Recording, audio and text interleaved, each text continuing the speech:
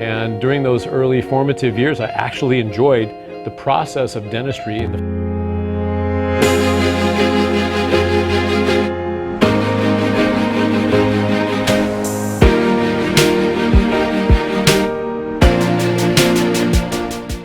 Yeah, check it out, man. This is your boy Akon, and right now you're tuned in to the Millionaire Student Show with my man, Sashin, Govender. Yo, it's Rich the Kid on the Millionaire Student Show. Hi, I'm Ariani Celeste, and you're tuning in to the Millionaire Student Show. What's up, y'all? Tune into the Millionaire Student Show with Andy Milanakis. Yo, this your boy Soulja Boy. You tuned into the Millionaire Student Show with Sasha. Keep it locked right here.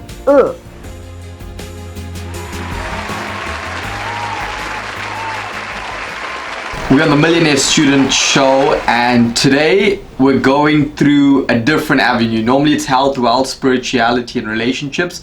Now it's all about, something that's going to actually blow your mind away. I'm not going to steal any thunder away from Kate, but today we have, Kate Boyer on the Millionaire Student Show. She's a seasoned stunt performer and leading actress. Kate, I know you feature in multiple movies, and you start off at 18 years old, but I want them to know a bit about your background. How did you enter this industry? What motivated you? That is a loaded question. What motivated me? I think what motivates me is understanding why people do what they do, telling stories, and I think film, television, any aspect of storytelling through music, I've always been fascinated with that because it helps people understand where people came from. And helps people relate and grow and learn where people normally wouldn't have accessibility to get. Like, what your show is such a gift because you're giving people access to these life lessons that normally people might not get. Yeah. So to answer your question, I think that has always fascinated me. It's always brought me into film and television. And I'm from Philly, so growing up, I didn't really know it was a career. I think, the closest celebrity from anyone where I was from was I went to the same school as Sylvester Stallone. That's it. Nobody knew anybody in the business. So when I was in high school, I met a guy who, at the time, I was a hustler. I had a couple jobs, always working full time. I met this kid who was doing music. He was doing theater.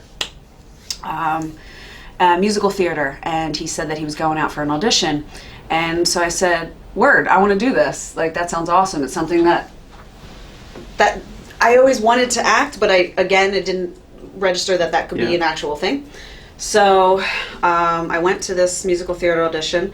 I got it, and kind of the rest is history. But I mean, it's been many years of evolution, and when I started out, it was, I want to be an actress. I still am, and that is the ultimate goal and what I want to do. Through that, I didn't know how to get there. So, again, loaded question. How did I get into this? So I said, okay, I want to act. I'm doing this musical theater, asking everybody there, how do I be an actress? How do I do it? Whatever. So somebody said, start doing background work. Started doing that. Then from there, I asked somebody on set, oh, is that a guy with a walkie-talkie? What is he doing? Is that a PA? I didn't know what that was called. What do you do? How did you get your job? Who do I talk to? Started PAing, did that for a couple years. I had enough days for my DGA card, which is Directors Guild. Again, that wasn't my goal, so I didn't go that route. And then through that, I discovered stunts. And I saw that these incredible stunt performers were doing car crashes, fire burns, jumping out of buildings, and I was like, this is a job? Oh my God, how lucky are they that they get to do this? So I started pursuing that, and then I thought, women in action are gonna be a thing. This was well, I guess 10 years ago, and now it's women, it's just, you know what I'm talking about. Yeah. And I said, I know this is gonna be a thing. I know strong women leading women. It's not there yet. It's going to be any day now. So I started training everywhere I could, driving, motorcycle, boxing, whatever I could get my hands on, And I got those skills, started working as a stunt performer, stunt double, while right now, I'm doing both. So I'm working as an actress and stunt performer. So Great. So yeah. I mean, you swung from a helicopter in Spider-Man: Homecoming. That's crazy. Oh yeah. Yeah. What was your experience like? Oh, that was so gnarly. There's a stunt coordinator named George Cottle. He's amazing. He called me up. He's like, yeah, you want to swing under a helicopter for Spider-Man? And I was like, yeah. Like, what does this even mean? And that's typical, like, of when you get a call for stunts.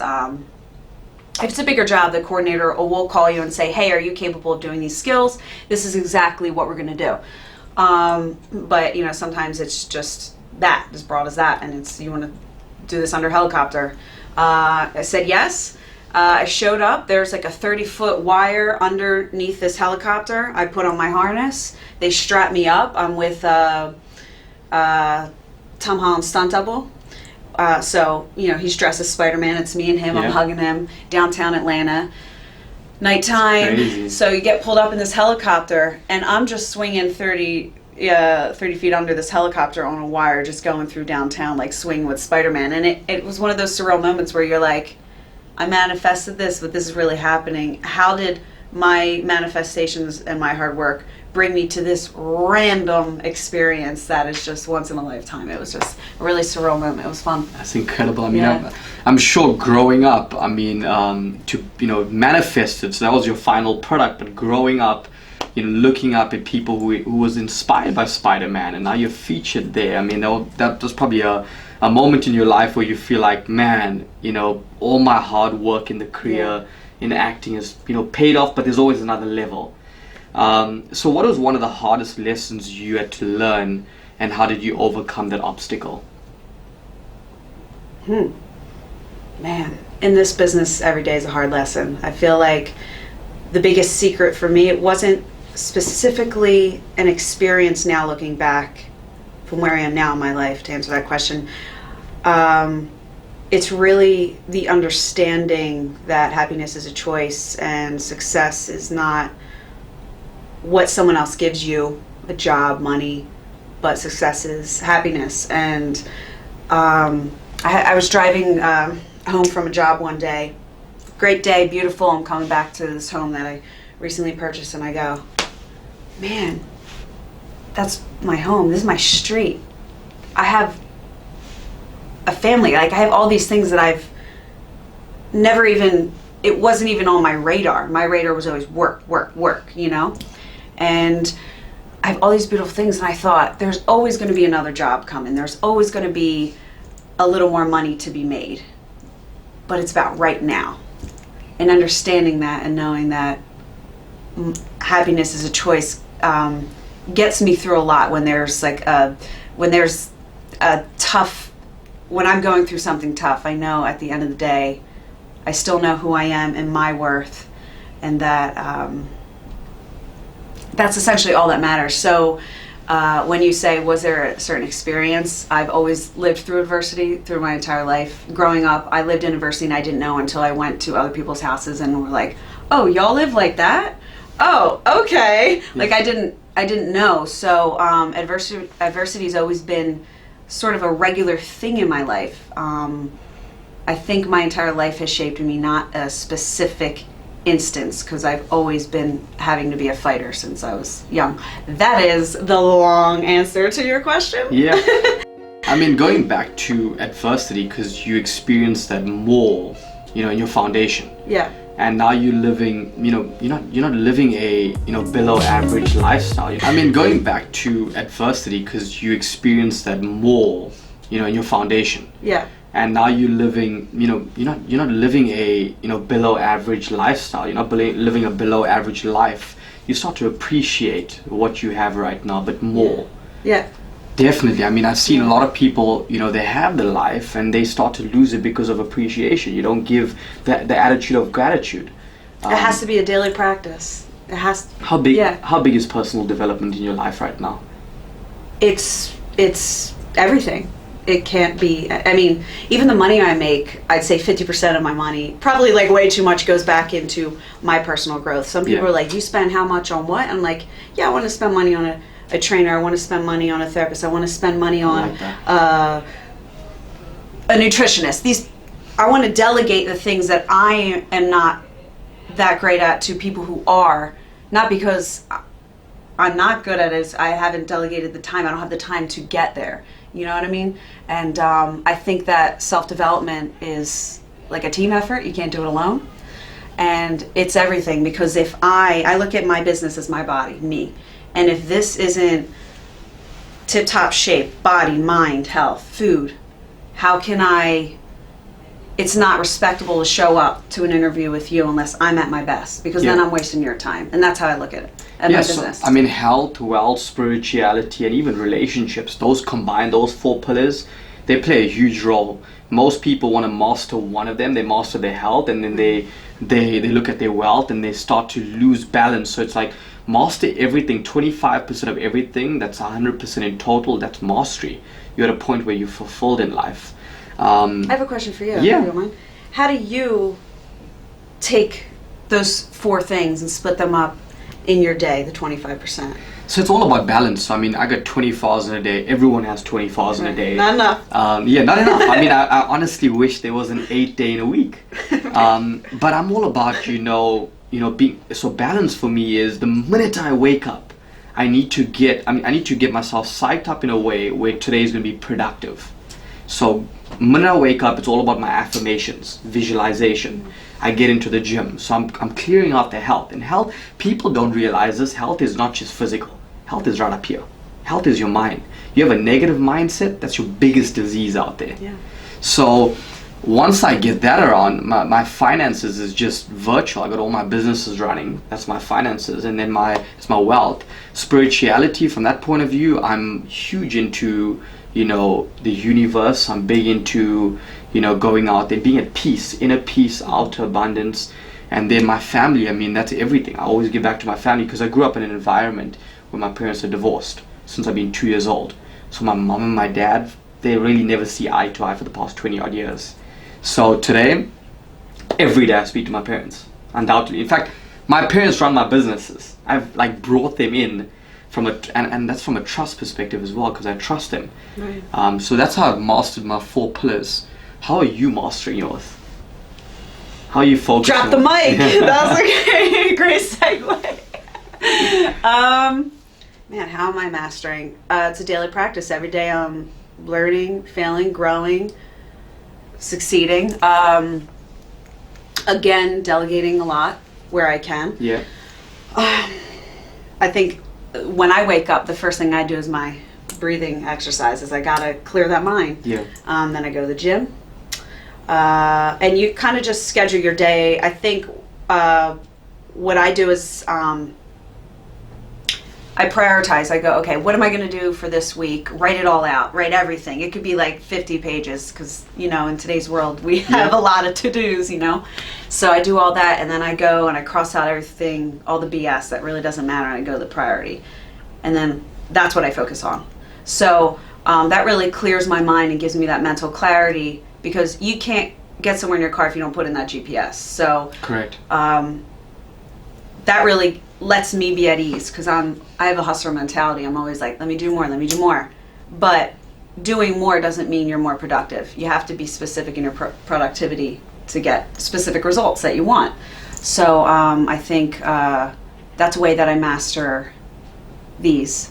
Meditation, breathing in the morning, yoga, mind, body, all at once in 1 hour. I'm all about time management. Yeah. Does that answer? Yeah, without a doubt. I mean, it's just that, most of us, we have 24 hours, but we literally don't maximize those 24 hours. We're not productive in those 24 hours. Like 8 hours if you sleeping for 8 hours, cool. But if you're, going out and working for 8 hours, you got 8 hours left behind. What are you doing in that 8 hours? So something that I've just discovered is respect the clock, I call it. Okay. When I am tired, I have to drop, growing up, my mom worked, my dad didn't, for other reasons that maybe we'll get into, maybe not. Yeah. But I was kind of like this kid who I kind of did what I wanted to do. I went out when I wanted. I just did what I wanted to do. I didn't have a set bedtime, and I think sleep is everything. So my point is, respecting that clock. I can't expect to be as productive in my day. Like, I schedule the gym, I schedule my eating, I schedule these things. As a priority. But we don't make sleep a priority like that. Correct. We kind of catch up when we can. And I think that is essential in going, okay, if I'm going to schedule the gym 3 days a week, I'm going to schedule that I'm going to be in bed at 10 p.m. every night, no matter what. Like, I think I've been doing that for the past few months, and it's really changed a lot. I'm more productive during the day as well. Nice. Yeah.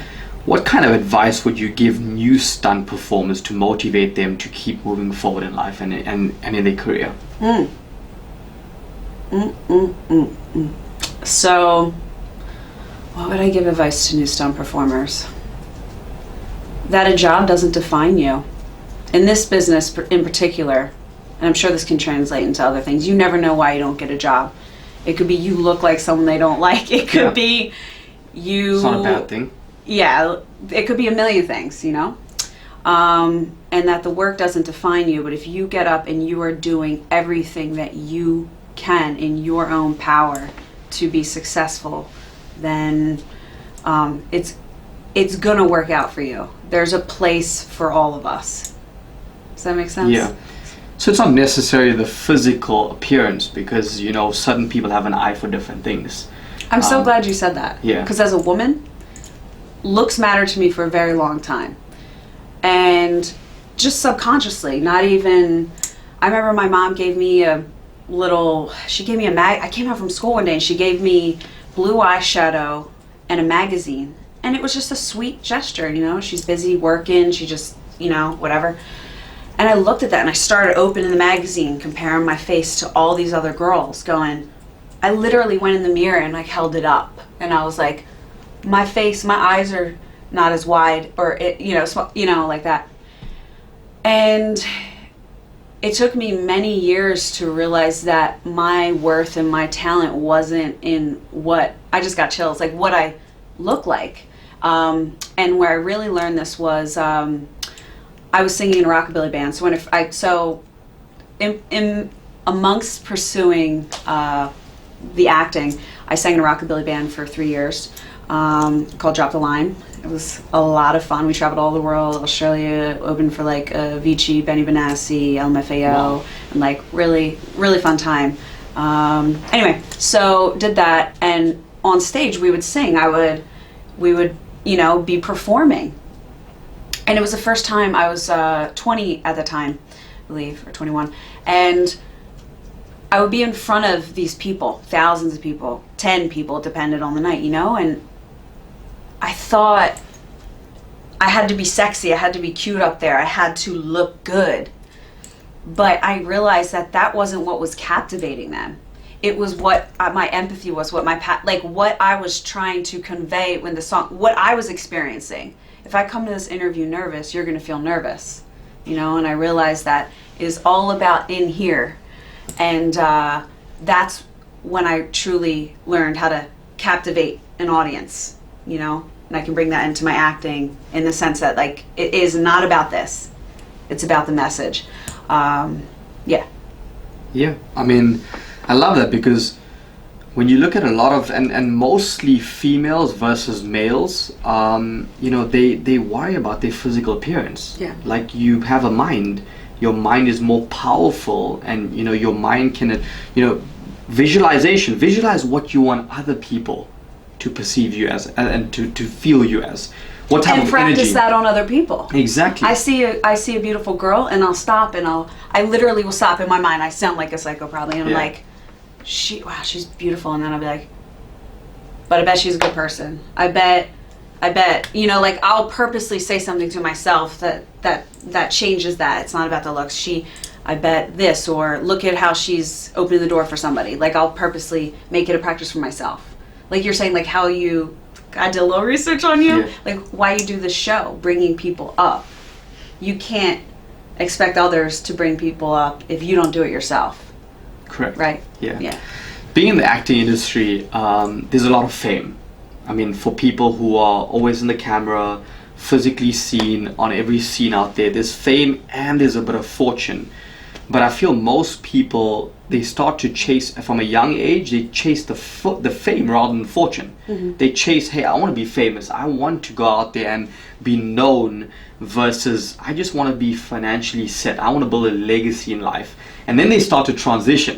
When they get that fame, they start to realize, well, hold on, you know, there's more to it in life. There's more to it from a point of, I want to be able to have a backbone. I want to be able to be independent. You've worked with many actresses and actors out there. What are some of the traits you've seen from people that, you know, wanted to become famous, but then they start to lose their purpose in life? They start to lose themselves. Having fun, enjoying it, enjoying the journey, the process. I find that the most successful people have fun in what they do, you know?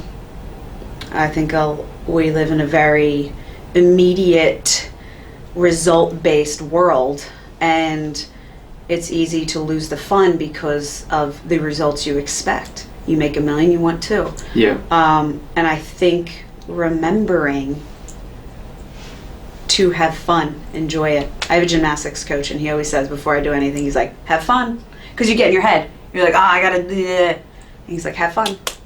So. What keeps you grounded? What keeps me grounded? My cousin, she gave me the book The Secret.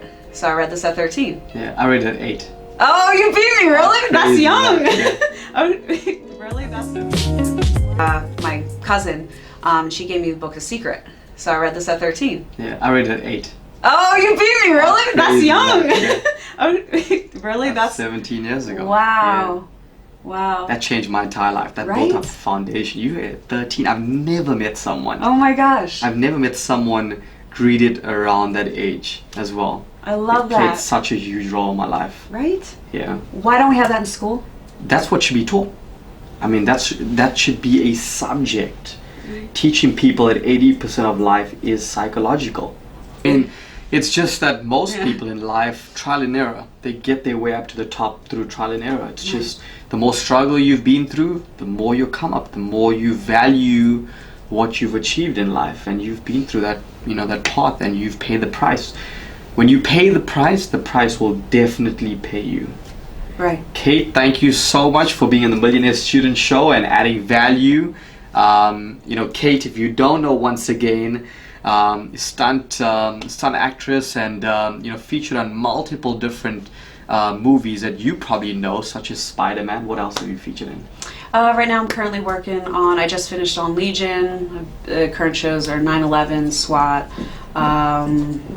Working on a show right now with Madeline Patch from Riverdale. She's doing a movie. So yeah, busy. Life's good. Great. So once again, thank you so much. If you're watching the Millionaire Student Show, comment below who should I interview next. Tell me.